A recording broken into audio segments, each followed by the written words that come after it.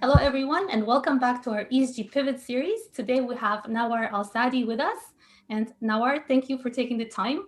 As little background story, actually, how I found Nawar is that he's my virtual friend on LinkedIn, and he had started a post talking about courses in ESG space. And there was so much contribution. That was exactly the time that we were building our ESG lookup tool. So I definitely had learned a lot from that post. So thanks, Nawar, and I'm a big fan. Thank you, Marianne, and thank you for inviting me to this podcast. I would like to start with a question about the life before you discovered ESG. So tell us a little bit about your career and kind of what brought you up to the stage of shifting to sustainable finance. Sure. So my professional career goes back 20 years or over 20 years, and I always had an interest in investing. Specifically in the late 90s, I traded my first stocks on the Nasdaq, and for 10 years I did work and trade on the side, and until about 2010, that's where I started investing full time. And at that time, my focus was value investing and activist investing, and my approach was that I would invest in companies that are undervalued, and then approach the management team asking for changes around maybe corporate strategy and corporate governance. And in certain instances, that would lead to a bit of a confrontation, and that what is often described as activist investing. Is that you publicly start pushing against the management team or highlighting issues with the way they manage their company, and the goal of all of this is to improve the company corporate governance and corporate strategy so it would get revalued in the marketplace. So I followed that approach for about 4 years under my own name, and I was involved in a number of activist campaigns. In 2014, I formed my own company, Simper Augustus Capital, which was really founded on similar principles of engaging with companies around corporate strategy and corporate governance, and that was an integral part of my investment approach. So I did that for another 8 years, another 4 years, up to 2018. And in 2018, I basically achieved everything I wanted to achieve, professionally speaking, in terms of an investment career. And that's where I started thinking that I needed to do more. I know you wanted to touch on why I potentially went into the ESG space, or where I did the pivot I can get into that. But it was around that time that I started thinking seriously that I needed to do something outside of purely investing in companies to generate alpha. Even though I was engaging with them, I felt there was more to it than this. But we can get into that, I guess, at the next question. Okay, so you were doing shareholder engagement for a while. Did you know it's part of the ESG and it's called shareholder engagement back then, or did you discover that later? Yeah, not at all. Actually, I did not know that engagement was such an integral process, so essential to the ESG process. I really started as a plain vanilla activist. You go to management team and you tell them you're not managing this the right way. No, it's true. I did focus on corporate governance because I felt that you need an alignment between the board, the executive team, and shareholders. So I did have that in me, that search for justice. I actually published a book in 2014 about shareholder rights, and there I narrate my story. It's called The Bull of Heaven, and in that book I talk about why I did shareholder activism, but I didn't really link it to the ESG space per se. I thought myself of more of the old school activist, and because there was also a lot of corporate strategy as well. But of course, eventually when I started looking deeper into ESG, and I saw this connection, and that really excited me. Yeah, actually, it makes me think that a lot of things, haven't been labeled for a long time, but they were really there. I mean, we're talking about good business, good positive impact on communities. So so it wasn't a sudden switch for you. It was really building up and kind of learning. So tell us about the moment when you stopped working with your company and you plunged into ESG. So it was a wintry night in December of 2018. No, I'm just kidding. It was not that that sudden on a specific day. It really happened over a period of time, and I will link it a bit to my personal life. Now, I also write books, existentialist books, and I like existentialist literature. And a defining characteristic of existentialism is finding a purpose, a meaning for your life. And I did find that in my personal life, but I did not really find it to the same extent in my professional life. I felt that the investment business basically was about generating the maximum return per year, and the winner is the person who has the biggest or largest bank account at the end of it. And I didn't find meaning in that. But I did enjoy very much the activist side of things, of holding CEOs and boards accountable to their shareholders.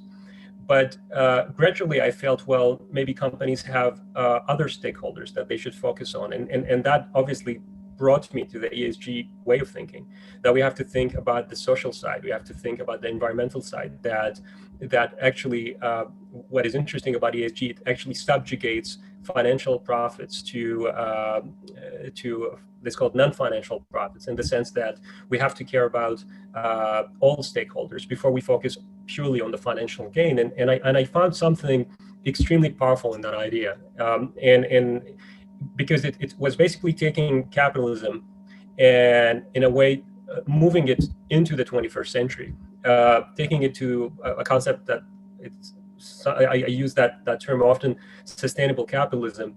And I think sustainable capitalism is the next evolution in capitalism. I think capitalism is a very powerful force, and it has shaped humanity profoundly.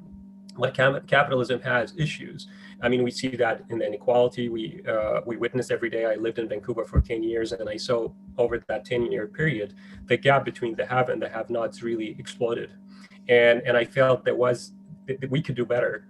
And the same with the environmental challenges we have, whether it's climate change or biodiversity loss or other social problems we have in terms of gender rights and political rights in many countries, and of course also the governance, the accountability of our leaders, business leaders and public leaders.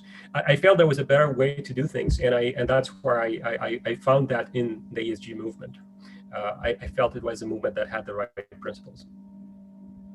Okay, so in 2018, you decided to go on a quest for a search for your professional purpose.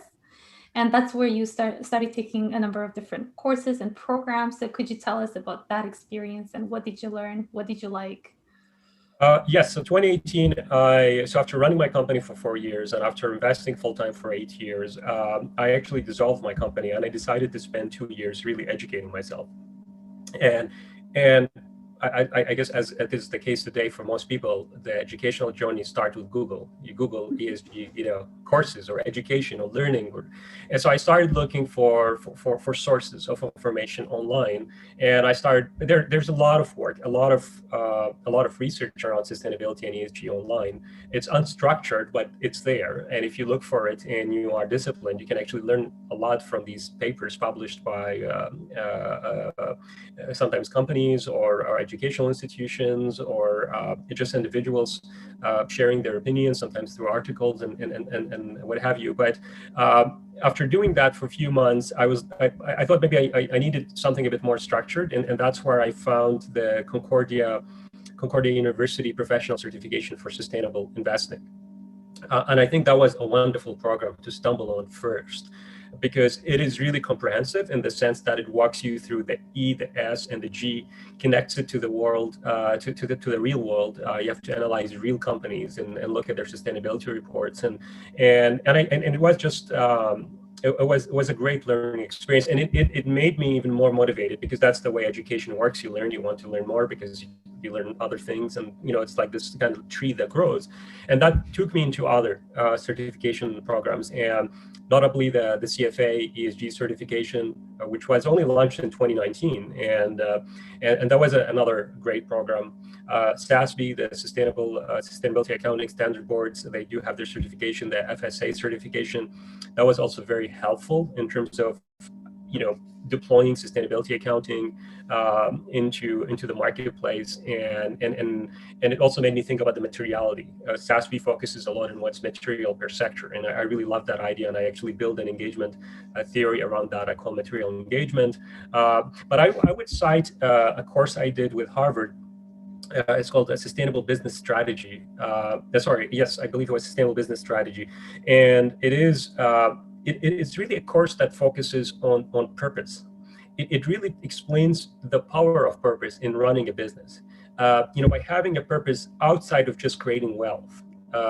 It's a 3-week course, but it has really profoundly touched me. I mean, at the end of that course, I was almost crying at how powerful it was. It was really it really kind of resonated with me about how purpose can really change the world, and so I strongly recommend that. But it's, if you really want to learn how to undertake an ESG analysis or integration or investment, you obviously have to go beyond this course, and that's where Concordia and the CFA and SASB comes in, and I think all these courses together are complementary. It's not only one and you're ready to go, and there's a lot of work you have to do yourself as well. There are quite a few resources online, like the SSRN, the Social Research Network, or it's a great place for empirical studies and things of that nature.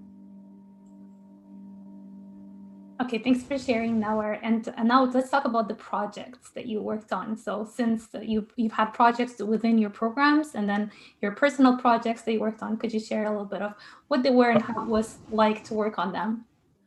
Yeah, absolutely. So the first project I developed was an idea called material engagement, and it's an idea that puts the Sustainable Development Goals with SASB, and the goal of mixing these together was to get more impactful engagements, and more impactful in the sense that they will have real sustainability outcomes. So I did that project in around mid-2020. I presented it online in a few forums, and it got the attention of a company called Mark Labs that reached out to me, and then I ended up working with them initially as an advisor, and then eventually as chief product and strategy officer. And while working with Mark Labs, I developed two products. One was called the Sustainable Development Solution, again a SASB-based solution to assess company performance, and specifically in how it relates to achieving the Sustainable Development Goals of the United Nations. And another solution I developed was called the EEE, or the Extreme Engagement Engine, which is it's really an end-to-end engagement solution that offers you intelligence on all the engagements and stewardship that's taking place around the world, as well as it helps you undertake that engagement both individually or in a collaborative way. And I say collaborative here because I think collaboration is really key to getting sustainability outcomes. And working on these projects every day, 10 hours a day, 7 days a week. I mean, when you work at the startup, you do a lot, and it was something I really enjoyed. But at the same time, for example, there are big spreadsheets you have to fill cell by cell as you develop these solutions. And I used to tell my team that with these cells, they might seem innocent. You put in water consumption or CO2 emissions or labor rights or what have you. They seem like they are just kind of repetitive steps or small steps, but I would remind them that each one of these cells could change the lives of tens of thousands of people if our solution is adopted in the marketplace. I mean, think how powerful is that? I'm working on a spreadsheet, and I'm putting pay per hour or turnover rate or injury rate for a specific company in a specific industry. Somebody will take that spreadsheet and use it in their work as they engage or assess companies, and they will tell them, according to this work, you need to do better. You need better pay or more healthcare, or you need to make sure that the injury rate, or that your employees are working in a safe environment. And that's something I have contributed to with my work. And so there's nothing like working in sustainability. It really motivates you to wake up in the morning and do it right, because if you do it right, a lot of people's lives will be improved. And that really drove me. So from that sense, the experience was wonderful. And I really liked working with my colleagues. Unfortunately, my relationship with the founder and the CEO of the company was a bit more rocky. I had some issues with the way the company was managed from a corporate governance perspective and a human resources perspective. And I felt that misalignment between the mission of the company and the way the company was managed was unsustainable. And I resigned my position after I failed to change things, despite my best efforts to do so. I'm certain there's better things out there for you to accomplish your purpose. And I actually find it really amazing how you give purpose to people that you work with, right? And, talking about this is not just a number that you're entering in Excel, you're inspiring people to, contribute to this goal, although it might seem so little, but at the end of the day, it all ties into much a bigger thing that we're all working on. And the collaboration as well, such an important part of the whole puzzle that we're trying to solve. So absolutely, it's not one grandiose thing you do when you change the world. It's these little steps that we do collectively. What you are doing right now, Maria, with your podcast, and the time I am giving you to do this interview. These little contributions they move us forward. And if a lot of us do a lot of these things, then we could hopefully get to that sustainable economy or sustainable capitalism that we are seeking. So now, before we move on talking about what's the next step for you and where you're headed, could you give us a few tips for people in the audience that would like to know what are the red flags? How do we actually evaluate when you're applying for a position within a sustainability team or within ESG consulting firm? What are the red flags to look out? So there's maybe something wrong that's happening before we actually get into the company. Well, the nice thing about sustainability or ESG professionals is they probably know more than the average worker or employee about their rights, about labor rights, about human rights. And when you join a company, for example, a company that does ESG rating or ESG consulting, or an engagement company that is holding other companies accountable for their actions, the first thing you have to do is you have to make sure that the company you are working with is actually following these or implementing these principles in its work. So are they being transparent around pay?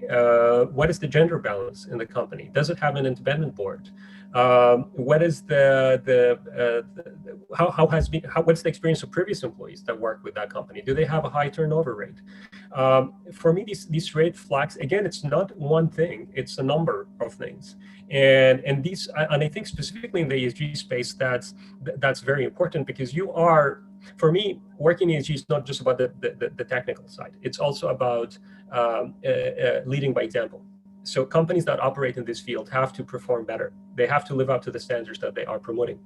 And if you feel that the company you're working with is not living up to these standards, it doesn't mean you don't have to work or quit, or you could always try to change things. Which, in my experience, I tried to actually send a letter to the CEO. I talked to my colleagues. The chief operating officer as well signed a letter with me, asking for an independent board and asked for other changes around the way employees were treated. So you can try to change things, and if you're successful, well, that's great. Then you can move forward, with focusing on your work, and you would have had a real impact on your life and on the life of your colleagues. But if you feel it's a dead end, unfortunately, in certain cases, you just don't have the bargaining power, then it's time to learn from that experience and move on. And that actually brings to the point that other guests that the show had brought up, is that